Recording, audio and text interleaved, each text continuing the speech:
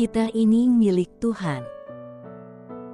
1 Korintus 6 ayat 20. Sebab kamu telah dibeli dan harganya telah lunas dibayar.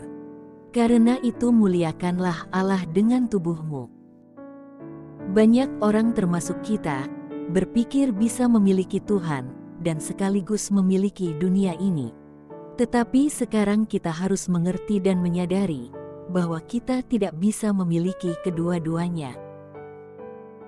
Kalau kita mau memiliki Tuhan, dan dimiliki oleh Tuhan, maka kita harus menjadi milik Tuhan. Segala sesuatu yang ada pada kita hari ini, harus benar-benar kita pandang dan kita anggap sebagai milik Tuhan, bukan milik kita sendiri. Dan itu bukan hanya sekedar perkataan. Bagaimana kita bisa memperlakukan seluruh milik kita sebagai milik Tuhan? Yaitu kalau kita tidak menggunakan itu untuk kepentingan kita sendiri, bukan untuk sebuah harga diri, bukan untuk sebuah penghormatan dari manusia, atau sanjungan, pujian dari manusia, atau bukan untuk memperalat orang lain. Tetapi segala sesuatu yang kita lakukan, benar-benar untuk kemuliaan atau kepentingan Tuhan. Dalam hal tersebut, dibutuhkan kepekaan terhadap kehendak Tuhan.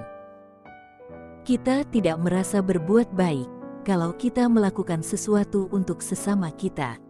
Karena kita merasa, itulah irama hidup yang menjadi kesukaan hati Bapa. Kalau kita berkorban untuk pekerjaan Tuhan, kita tidak merasa sedang memberi, karena memang semuanya milik Tuhan. Dan ketika kita sedang melakukan apa yang menjadi bagian kita, maka surga menjadi begitu dekat. Kita harus belajar bertumbuh dalam kebenaran, sehingga kita memiliki pikiran dan perasaan Kristus.